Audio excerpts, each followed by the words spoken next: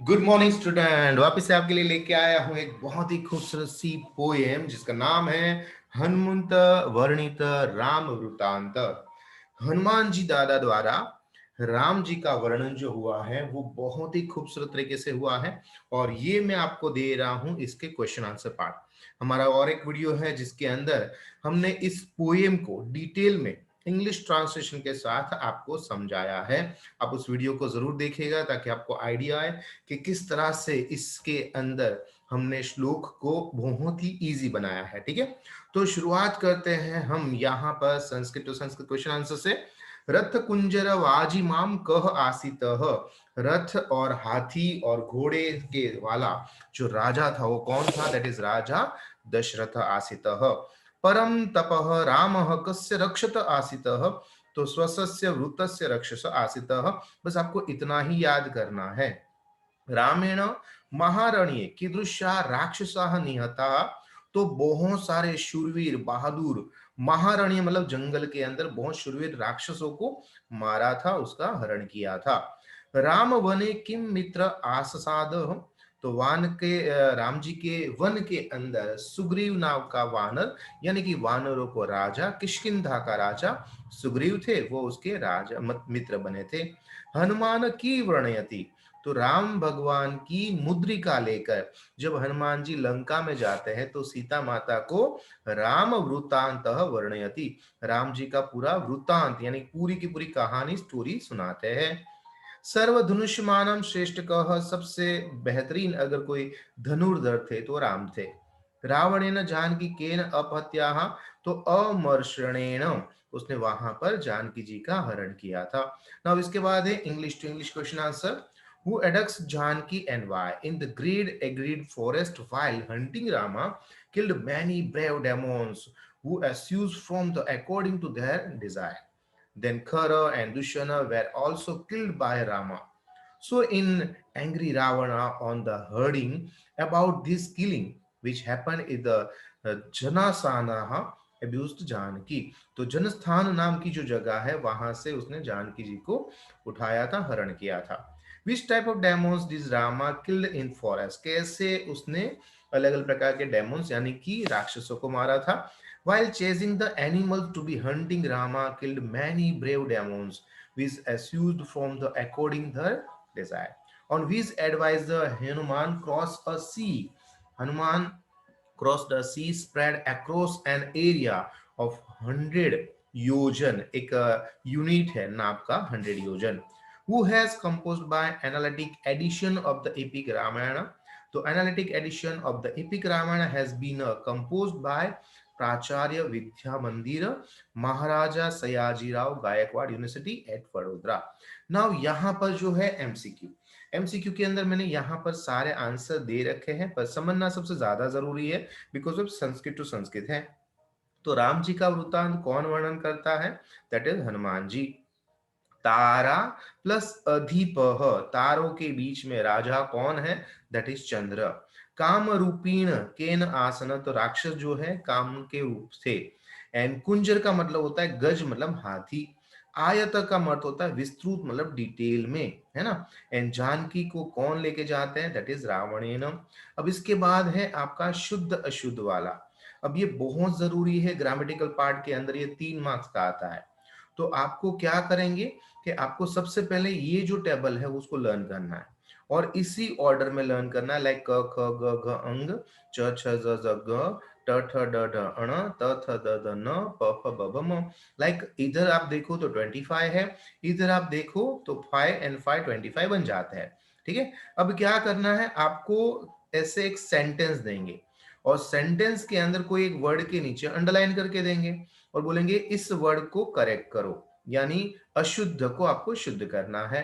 अब क्या है कि आप देखो ये लिखा है कुंजरह, तो किसके ऊपर बिंदी है? अनुस्वार किसके ऊपर? क के ऊपर है। ठीक है, तो उसके नेक्स्ट वाला जो लेटर है यानी कौन सा है? ज है। वो ज को आपको इस टेबल के अंदर फाइंड आउट करना है।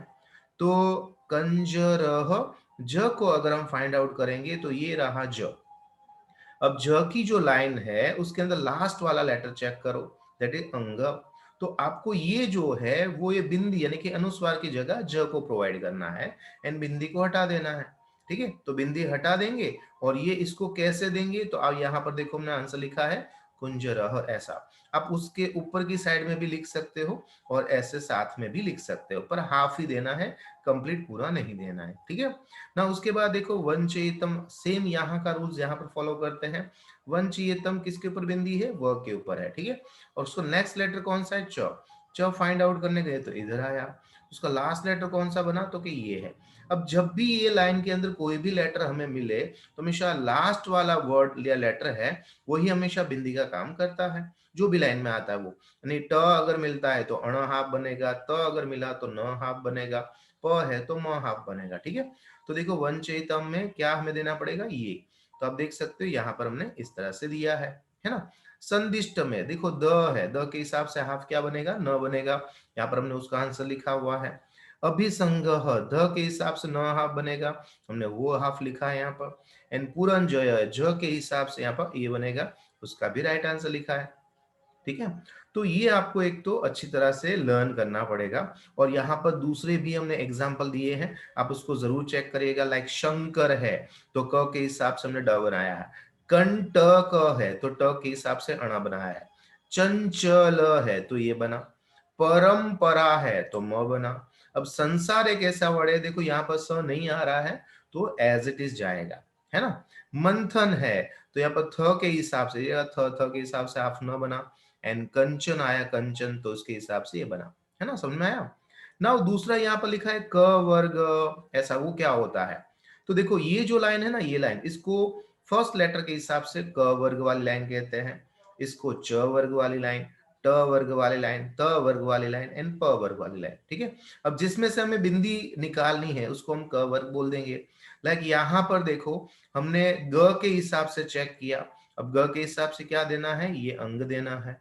तो यहाँ पर हमने पुंगवह लिखा हुआ है, तो हमने इसको क वर्ग नाम दिया है।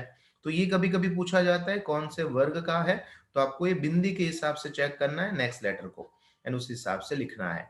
आई विश अच्छी तरह से समझ में आया होगा। फिर भी आपको समझ में नहीं आता है तो आप मुझे जरूर कमेंट्स करिएगा, मैं वापस से डिटेल में समझाऊंगा। बिकॉज ऑफ 3 मार्क्स का है, 10th में भी आएगा 3 मार्क्स का, तो इसको अच्छी तरह से करना जरूरी है। पर जब भी लर्न करने बैठो ये टेबल इसी तरह से आपको लर्न करना है और इसकी एक बार जरूर प्रैक्टिस करिएगा, ठीक है ना। उसके बाद है हमारे क्रुदन। वैसे क्रुदन बहुत सारे हैं, पर आपको 9th स्टैंडर्ड के अंदर अभी सिर्फ 2 ही दिए गए हैं। एक का नाम है संबंध क्रुदंतम और एक का नाम है हेतुअर्थक ब्रूत क्रुदंतम, ठीक है। अब इसके अंदर क्या होता है कि आपको ऐसा सेंटेंस देंगे और सेंटेंस में कोई भी एक वर्ड के नीचे अंडरलाइन करके देंगे और आपको बताना पड़ेगा कि ये वर्ड है वो कौन सा क्रुदंत है, उस क्रुदंत का कौन सा प्रकार है ये बताओ।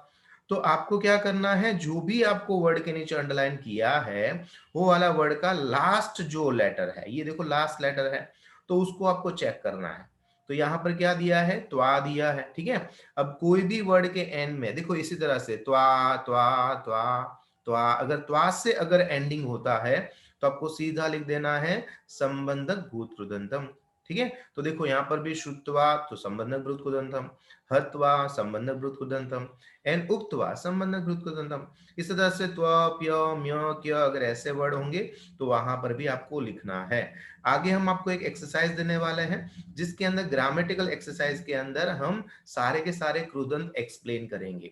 पर अभी ये पोएट्री के अंदर आपको एक ही कृदंत दिया है, तो आप इसको समझ लिया अच्छी तरह से और इसको ही अप्लाई करिएगा, ठीक है। दैट इज त्वा प्य म्य क्य एंड लास्ट वाले लेटर को चेक करने के हिसाब से आपको आइडिया लग गया होगा, ठीक है ना। उसके बाद क्या है, दैट इज प्रश्न निर्माण, इसको प्रश्न निर्माण कहते हैं। यानी कोई भी एक सेंटेंस देंगे, उस सेंटेंस के नीचे कोई भी एक वर्ड के नीचे अंडरलाइन करेंगे, वो बोलेंगे कि इस वर्ड को आप क्वेश्चन में रिपीट करो। लाइक दशरथ पुण्यशील आसीत, के दशरथ राजा पुण्यशाली एक राजा थे, ठीक है। तो इस हिसाब से है। अब यहाँ पर दशरथ राजा कैसे थे ऐसा करना है, तो अब इसके लिए आपको एक टेबल लर्न करना है, वो है किम वाला टेबल।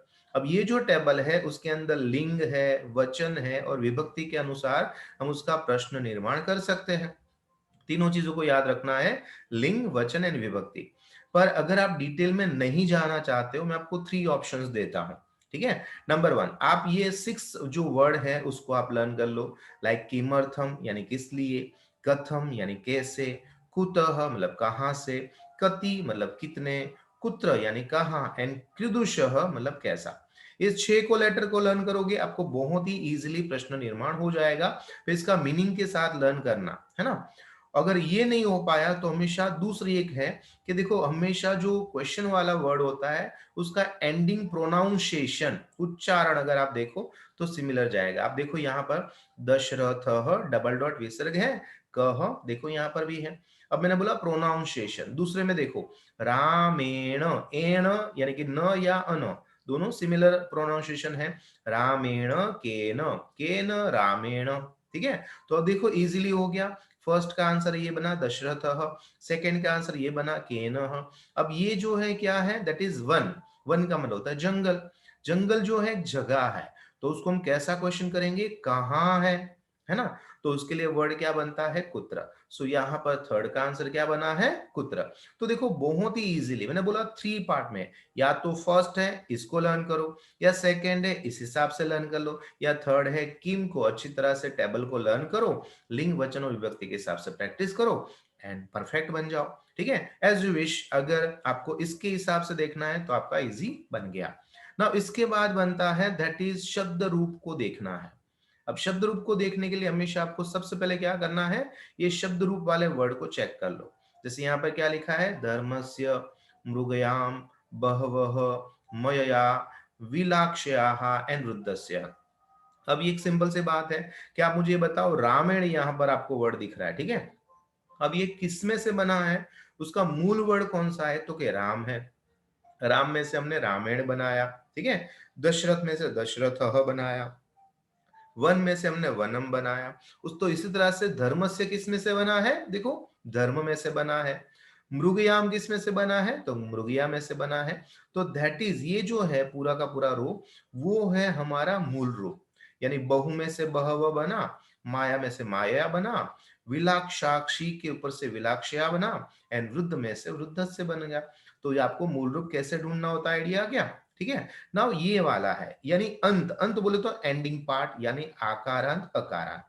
लाइक अगर मैं यहाँ पर देखने जाऊं तो धर्म, ये जो देखो म अकेला है, यहाँ पर धर्मा नहीं है। अगर धर्मा होता तो एंड में क्या आया, आया। पर यहाँ पर क्या है, अकेला है, तो उसको हम बोलेंगे अकारांत। पर अगर आ होता तो क्या बोलेंगे, आकारांत। जैसे इसके एंड में क्या है, आ है तो आकारांत। इसके एंड में क्या है, ऊ है तो उकारांत। इसके एंड में क्या आया, आ आया तो आकारांत। इसके एंड में क्या आया, ई आया तो इकारांत। और इसके एंड में कुछ नहीं है, दैट इज अकारांत। सो ये कारांत बन गए। ठीक है, फिर ये है लिंग, यानी ये जो वर्ड है वो कौन सी लिंग के है, तो दैट इज पुल्लिंग, स्त्रीलिंग, स्त्रीलिंग, पुल्लिंग। उसके आंसर्स दिए हैं। एंड विभक्ति और वचन जो है उसका मैं आपको लास्ट में एक अच्छा सा ग्रामर का पार्ट सिखाने वाला हूं, जहां पर आपको डिटेल में यानी आकारांत, इकारांत, उकारांत के हिसाब से कैसे विभक्ति और कैसे एक वचन बहुवचन फाइंड आउट करते हैं वो सिखाऊंगा। अभी इस पोएट्री के हिसाब से, एक्सरसाइज के हिसाब से मैंने सारे आंसर दे रखे हैं, एक बार चेक करो। और जितना भी ये आया है यानी कि शब्द रूप, मूल रूप, अंत है, एटलीस्ट उसके अंदर आपके मार्क्स स्कोर कर लो। इसके लिए आपको दूसरा वीडियो मिलेगा और उसके अंदर आप जरूर अच्छे मार्क्स स्कोर कर लोगे। तो आई विश ये जो है यानी कि 14 पोयम हनुमंत वर्णित राम वृतांत बहुत ही अच्छी तरह से समझ में आया होगा।